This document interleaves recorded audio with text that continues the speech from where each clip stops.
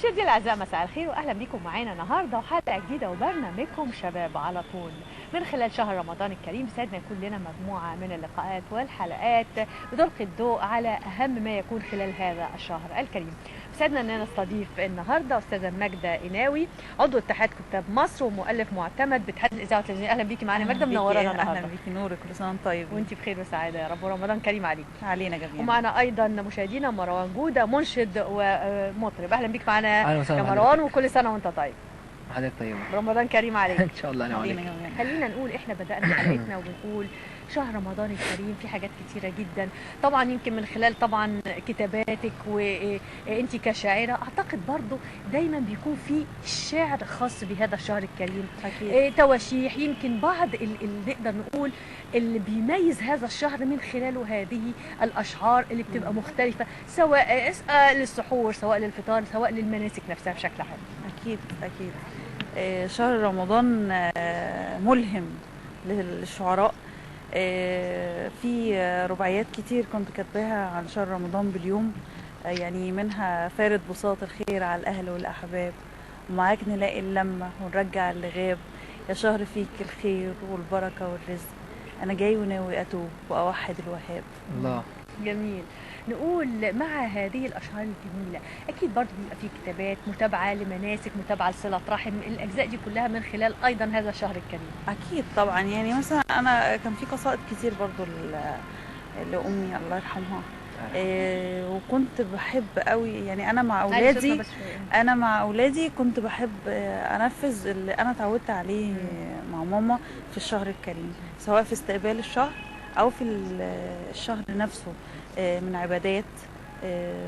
يعني الصوم مش صوم عن الاكل بس، طبعا يعني صوم عن الكلمه، صوم عن النظره، صوم عن التفكير الخطأ.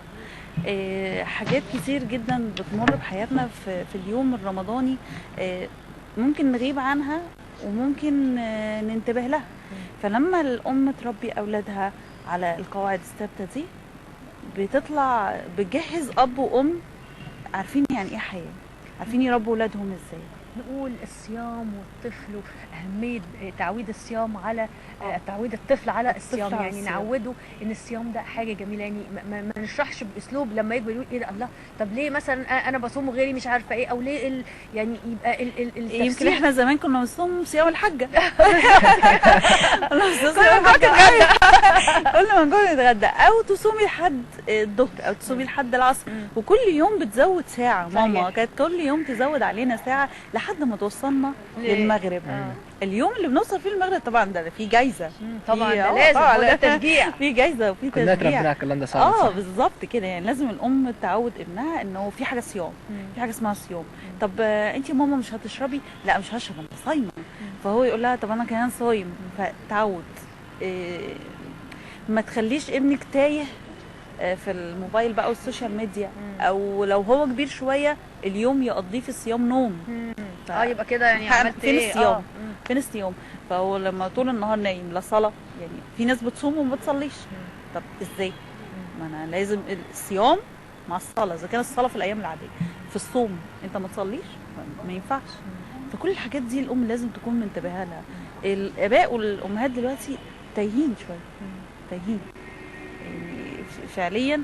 هي بتبقى تايهه في الموبايل اكتر من ابنها، وسايباه يعمل اللي هو عايزه، مفيش تعليق على تصرفاته. الاسر دلوقتي عليها مسؤوليات كبيره جدا. مسؤوليه التعليم، مسؤوليه طبعا الدور اللي بيقوموا بيه كاب وام، زائد الانفاق، عوامل كثيره جدا. ولكن في وسط هذا يعني اللود الكبير، عايزين برضو نقول المسؤوليات الاساسيه غرس المبادئ والاسس اللي هي بناء عليها هنخرج نشء سوي سليم، خاصه في هذا الشهر الكريم. بالظبط بالظبط. هو ده المحتوى اللي لازم كل ام تربي ابنها عليه، وكل اب يبقى تركيزه الاكبر مش ان هو يجيب فلوس تسد احتياجات ابنائه، لا ان هو يربي وينسى ولاده. في خضم الموضوع طبعا التربيه، ده مهم جدا. تربيه صحيح. طيب نيجي لك بقى يا مروان ونقول شهر رمضان وما يمثله لك هذا الشهر الكريم. انا بالنسبه لي شهر رمضان شهر جميل جدا طبعا، زي ما ممكن بالنسبه لنا كلنا يعني، بس انا بالنسبه لي مختلف.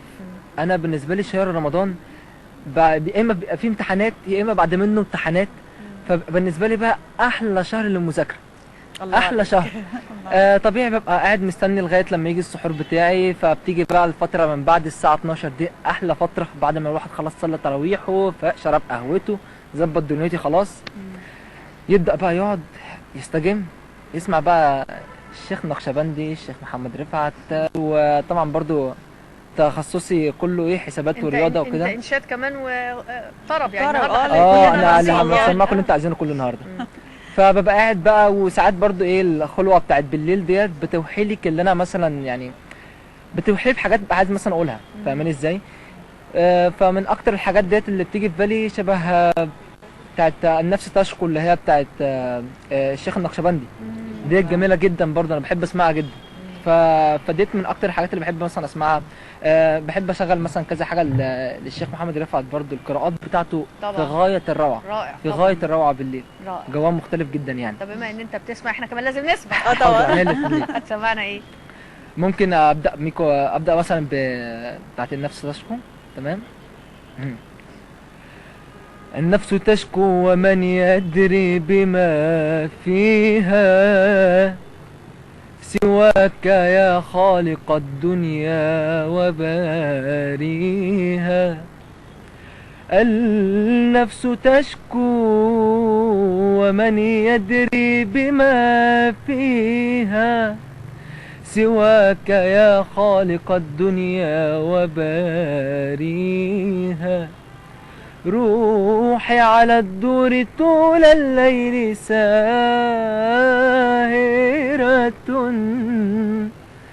تأسو الجراح وما يخفو دياجيها.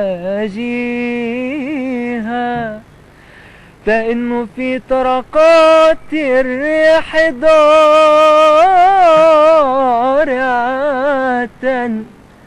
يا رب يا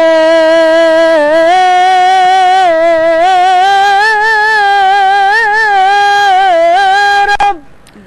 تئن في طرقات الريح ضارعة يا رب فاكتب لنا نورا يواسينا. يا واهب النفس إيمانا بها واضحت كل الدروب التي تخشى دياجيها. يا غافر الذنب يا رحمن أنت معي تصغي لنبضة قلبي قبل شاديها. يا من وهبت حياة الناس حكمتها من خانه الفهم فليقرأ معانيها. ويا رب ويا الله. ما شاء الله الله. وبحييك ما شاء الله. الصيام ليس الصيام فقط عن الطعام والشراب، ولكن عن التصرفات، عن نقول حاجات كتيرة جدا، عن النميمة، ولكن في نفس الوقت برضو هذا الشهر لازم نزيد فيه صلة الرحم، نزيد فيه قراءة القرآن والصيام، وعايزين نتكلم معاكي برضو. الورد اليومي، يعني في الطبيعي ان احنا لينا ورد يومي كده في التسبيح، في قراءة القرآن. في رمضان بقى بيزيد، يعني احنا زمان كنا بنتسابق مين هيختم الاول، صح. ويختم كم مرة. هو برضه يفضل ان طريقة الختمة ممكن الانسان يختم بسرعة بس ما يقراش في ولا تختمي يجود، في فده برضه التراويح مهم. وفي تختمي بعد كل صلاة.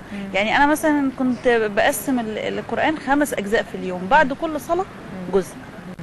فخلال الشهر انا ممكن اختمه 3 مرات. 5 صلوات لو تيجي بقى تظبطيها 30 جزء مع 10 ايام 10 ايام 10 ايام، في كل يوم 5 اجزاء. طب انا ما عرفتش مثلا ان انا اختمه بالطريقه دي، كتير عليا. هاجي قبل الفجر وايه، وفي صلاه التراويح هقرا برضو ايه اجزاء. طبعا التسبيح بقى والاذكار طبعاً.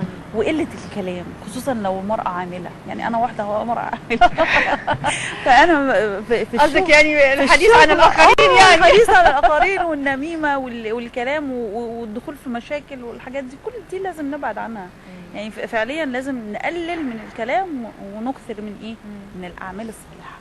نصوم عن كل ما هو غير صالح وغير مفيد، ونصوم عنه في رمضان وغير رمضان، لان المفروض ان انا بطلع من رمضان. البدايه نبدا برمضان. ما رمضان لو ما طلعتش منه بخصله جديده فانا ما عملتش حاجه. يعني انا في رمضان المفروض كل رمضان اطلع منه بايه؟ بحاجه جديده. مثلا طريقه اللبس، الالتزام في قراءه القران، التقليل من النميمه، المواظبه على الصلاه والنوافل. يعني حاجات كتير بنفس بنفس الطريقه دي المفترض ان انا التزم فيها وارعيها.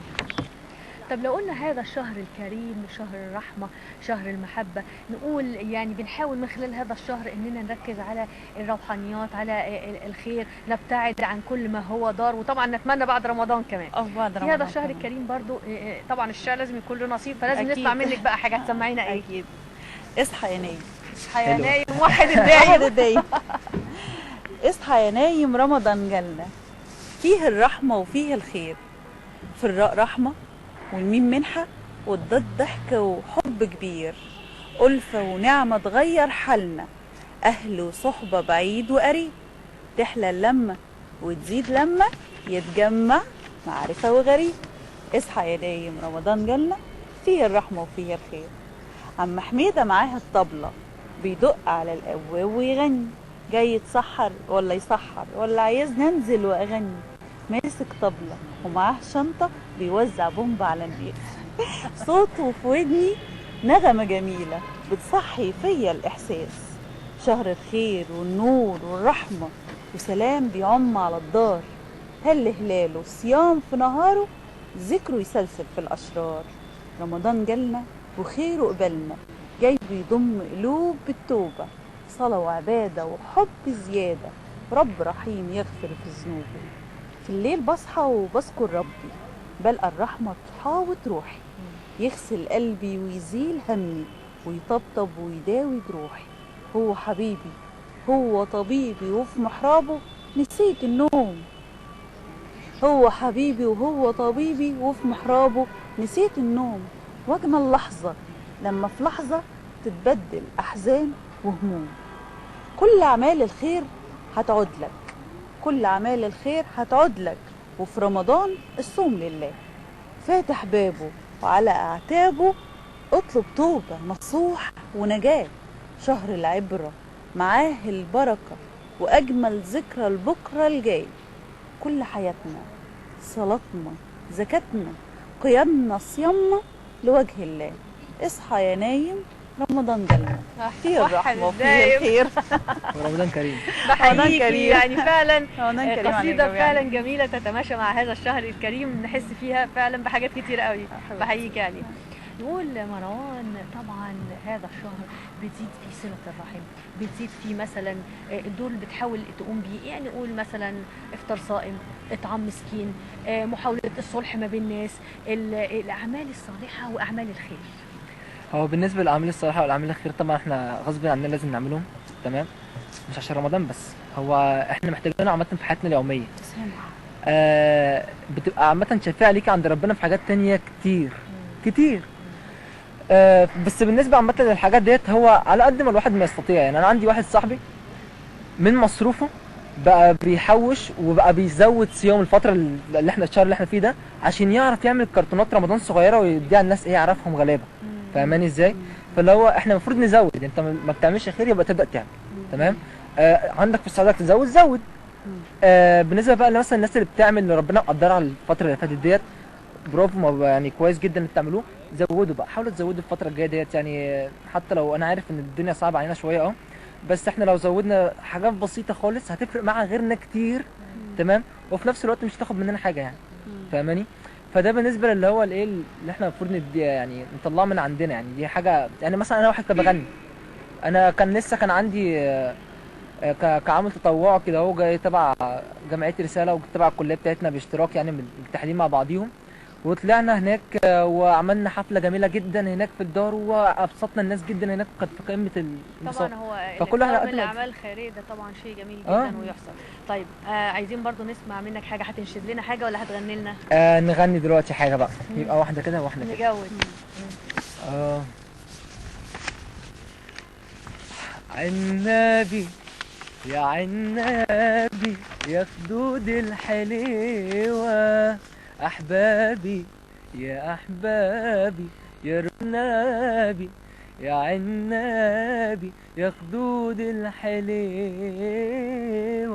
أحبابي يا أحبابي يا رموش الحليوة، يرضيكوا الحليوة يسيبني للنار اللي بتدوبني، يرضيكوا الحليوة يسيبني للنار اللي بتدوبني. ايه قصده الحليوة، ايه قصده الحليوة، بتميل العيون على خده وتشاهد جناين ورده، بتميل العيون على خده وتشاهد جناين ورده، ونسايم عبير بيعدوا لو شاف الحليوة، بتميل العيون على خده وتشاهد جناين ورده، ونسايم عبير بيعدوا لو شاف الحليوة، بتهل الروايح منه وبيتقل علينك منه، بتهل الروايح منه وبيتقل علينك منه، متأكد وعارف انه أمورة وحليوة، يرضيكوا الحليوة يسيبني للنار اللي بتدوبني. ايه قصده الحليوة، ايه قصده الحليوة، وعليها عيون أهيانة بتصحي قلوبنا عسانة، وعليها عيون أهيانة بتصحي قلوبنا عسانة، يا مصبح عليها أمانة لا توصي الحليوة، وعليها عيون أهيانة بتصحي قلوبنا عسانة، يا مصبح عليها أمانة لا توصي الحليوة، وتقوله إن في أحباب فاتحين للمحبة الباب، وتقوله إن في أحباب فاتحين للمحبة الباب، من شوق الهوى الغلاب ولا جاش الحليوة، يرضيكوا الحليوة يسيبني للنار اللي بتدوبني. ايه قصده الحليوة، ايه قصده الحليوة.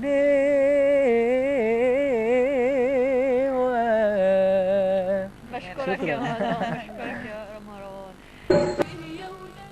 نقول خلال هذا الشهر الكريم بعض الأسر بتبدأ تعود الأطفال على العمل التطوعي، على صلة الرحم، على الأعمال الخيرية. نقول كيفية التعامل مع هذه الجزئية خلال هذا الشهر. يمكن النقطة اللي مروان اتكلم فيها ان الخير بيزيد في رمضان. صحيح. عايزة اعلق على حاجة بتحصل على السوشيال ميديا، ان الناس اللي بتعمل خير بتصور اثناء ما هي بتعمل خير، فالناس ملهاش ذنب. يعني انت قصدك الناس اللي يتم بيجيبوا وشوشهم، يعني بيجيبوا وشوشهم، يعني على الاقل ما تجيبش وش اللي انت بتديله. انت عايز غيرك يعمل زيك، اوكي، وانت رايح وانت شايل الشنط وانت متجه وانت متجه والكلام ده، عشان ما تبقاش فخر ورياء اللي كي يقولوا فقد قالوا. فانت خرجت كده من موضوع ايه، ان انت فعلا بتزكي وبتطلع على ربنا، وان الخير دوت مش عشان الناس تقول رياء، فبلاش. هو ده طبعا يعني نقطة هامة جدا. طب اسمحي لنا كده واحنا خلاص في يعني نهاية حلقتنا، هل نختم معاكي بقصيدة كده نختم بيها حلقتنا؟ حاضر. نختم كده معانا حلقتنا مع ماجدة وقصيدة، وطبعا مروان طبعا يمكن لا مروان نورنا النهارده بمجموعة من القصائد. جميل رائع.